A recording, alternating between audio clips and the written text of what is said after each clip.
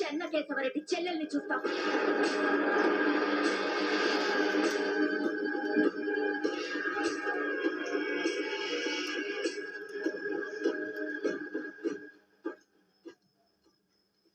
తగలబడుతున్న ఇంట్లోకి తిరగబడ్డ ఆడదాని జోలికి వెళ్ళకూడదు. కాలిపోతుంది. వదిలే ఫోటోనే కదా. పద కొంచెం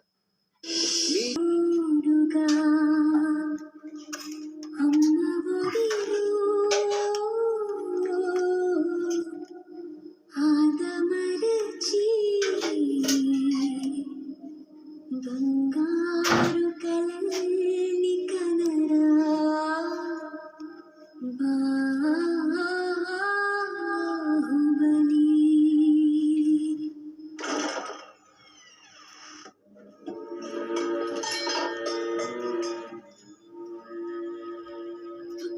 నీ తండ్రి స్థానాన్నిచ్చి ఏ చేతులతో అయితే నీ బిడ్డను ఎత్తుకోమన్నావు, అదే చేతులతో నీ ఐదో తనాన్ని తుడి చేశాను తల్లి.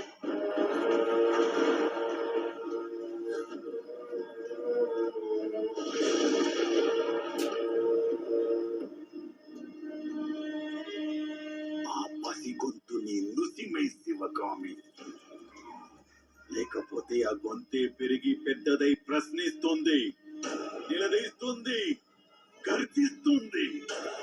ఈ పసివాడి చావుతో మాహిష్మతికి శత్రుశేషం లేకుండా పోతుంది. నిజమే.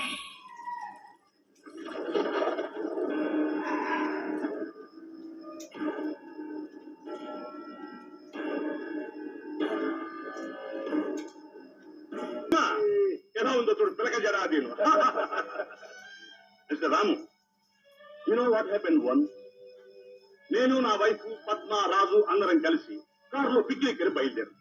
రాజు అన్నది, పద్మ ఏడుపు. మా గొప్ప కాలక్షేపంలే. With great fun and frolic చాలా ఆనందంగా ప్రయాణం చేస్తూ వెళ్తుంది. Then all of a sudden, there was a big crash or accident. 8 ఏళ్లుగా గుండెల మీద వేసుకు పెంచిన నా రాజా, 15 ఏళ్లుగా కంటికి రెప్పలా చూసుకున్న నా భార్య, ఇద్దరు నా కళ్ళ ముందే కన్ను మూశారు. ఆ కారు చీకట్లో నడిరోడ్డు మీద పడి ఉన్న 2 శవాల చుట్టూ తిరుగుతూ అమ్మా అమ్మా అని పెద్ద పెట్టి ఏడుస్తున్న Padma. It was a terrible site.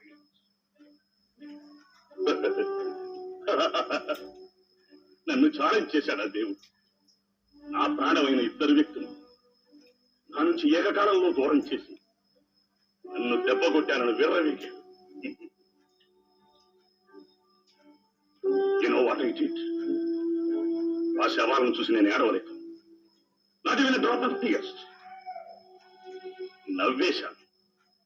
బాధలకు అతీతమైన లోకాన్ని నాకంటే ముందే వెళ్ళిన నా భార్యకు బిడ్డకు నవ్వుతూ విట్టుకోనిచ్చాను. ఆ రోజు నుంచి అలా నవ్వుతూనే ఉండిపోయాను.